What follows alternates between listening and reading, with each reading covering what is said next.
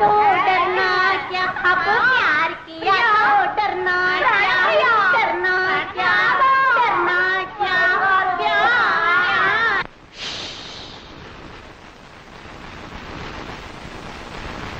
ముత్తుల మా బాబు నిద్రపోతున్నాడు.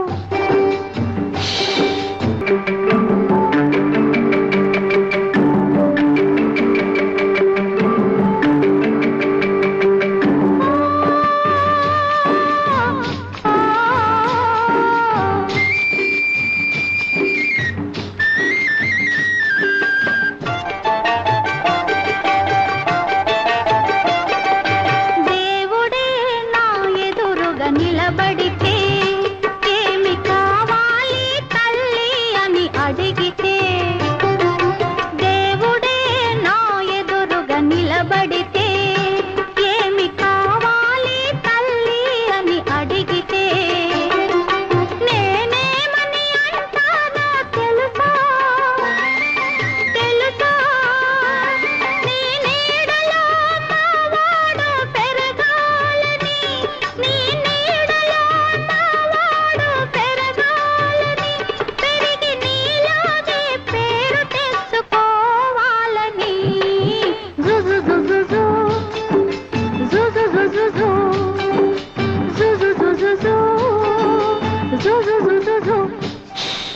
ముద్దుల మా బాబు నిద్రపోతున్నాడు. సద్దు చేశారంటే ఉలికొలికి పడతాడు.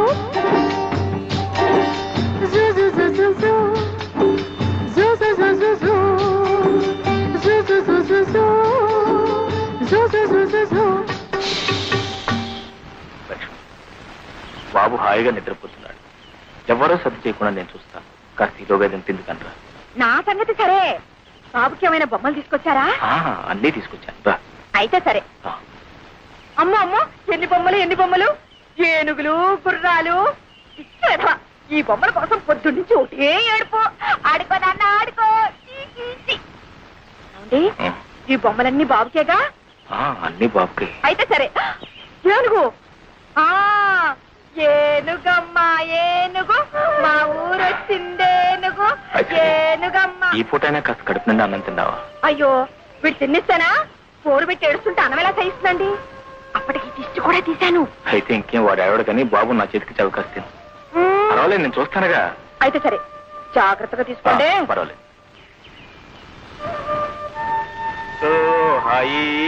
పర్వాలేదే, మీకు పిల్లల్ని ఆడించడం కూడా తెలిసే. అంటే మీరు పిల్లలు కూడా అన్నమాట. ఏమండి, మీ కాకమ్మ ముసుగు తన్ని పడుకుంటే ఫోన్లన్నిటికీ మీరే లాలపోసి జోలపాడతారా? లాలపోసి జోలపాడే నా కాకమ్మే కరువైపోయినప్పుడు ఏం చేయమంటావు? అయ్యో పాపం. అవన్నీ ఇప్పుడు ఎందుకని నువ్వు కాస్త మీ కాకమ్మ రుచిగానే వండుతుంది. అవును, అసలు మీరెవరు? రోజు నాకు పలహారాలు, బాబు బొమ్మలు తెస్తారు. నేను మీకేమవుతాను? నువ్వా?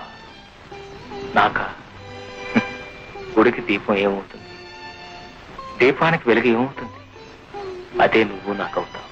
అయితే సరే.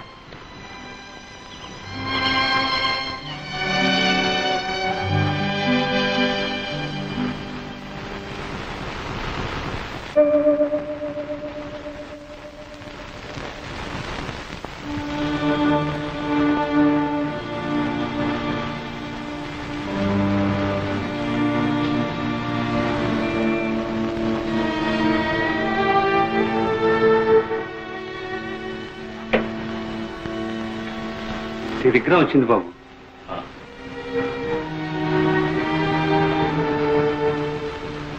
ఎక్కడి నుంచి బాబు? అన్నయ్య. అంతా కులాసాగా ఉన్నారా బాబు? అన్నయ్య వదిలే శోభను తీసుకుని రేపు ఇక్కడికి వస్తున్నా. అమ్మాయి శోభ, శోభ.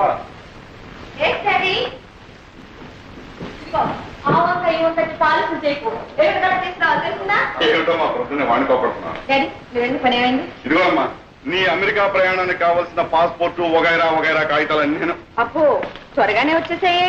సరేలే, మూల విరాట్లకు ముడుపులు చెల్లించి చిల్లర దేవుళ్ళకు అర్చన చేయించి ఇలా అంచెలంచెలుగా అందరినీ తడిపి మనం దశావతారాలు ఇస్తే గానీ ఆ కాగితాలు మన చేతికి రాలేదు. అచ్చా, ఎడం చేతో ఎక్కడో పారేసుకుని మర్చిపోక కుడి చేతో భద్రంగా దాచుకో.